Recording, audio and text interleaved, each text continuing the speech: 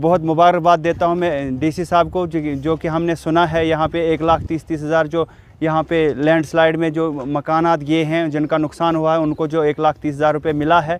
लेकिन हमारी गुजारिश रहेगी कि उनको कहीं न कहीं ज़मीन दिया जाए और उनको वहाँ शिफ्ट किया जाए कि वो वहाँ घर बनाए और घरों के लिए जितना हो सके ज़्यादा से ज़्यादा मदद की जाए ताकि वो घर फिर से बसा सके।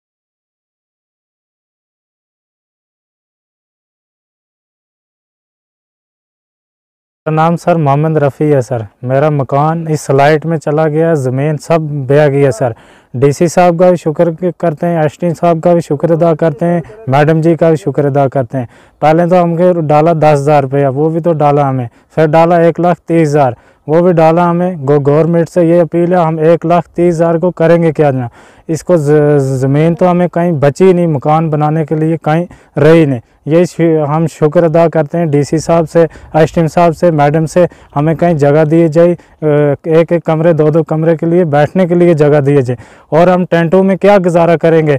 सर्दी के टाइम पर हमें ना खाना बनता है टेंटों में, बारिश लगी है, बारिश का मौसम चल रहा है, 1 महीना हो गया बारिश को। सर्दी कैसे बनाएंगे, खाएंगे कैसे, रोज़ा कैसे खोलेंगे? टेंटों में कुछ गुजारा नहीं हो सकता है सर। हमारा अपील यही है, डीसी साहब से ये रिक्वेस्ट है हमारी कि हमें जगह कहीं दी जाए। हम इस 1,30,000 को करेंगे क्या सर? तब तक तो ये खर्चे जाएगा जब तक जगह देंगे हमें कहीं जगह ठिकाना बताओ, हम मकान बनाएंगे, लगाएंगे पैसा, नहीं तो ऐसे खर्चे जाएंगे सर। मदद 1,30,000 यथ मज अल्हम्दुलिल्लाह वह डी साहबस ये फरमाश कर लकट लकट बच्चे जगह हन कुन बनाव मकान सह ग खर्चित 1,30,000 सह ग खर्चित।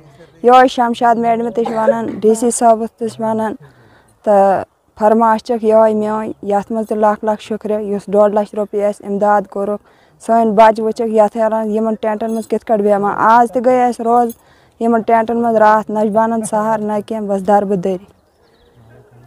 बहुत मुबारकबाद देता हूं मैं डीसी साहब को, जो कि हमने सुना है यहाँ पे 1,30,30,000 जो यहाँ पे लैंडस्लाइड में जो मकानात ये हैं जिनका नुकसान हुआ है उनको जो 1,30,000 रुपये मिला है।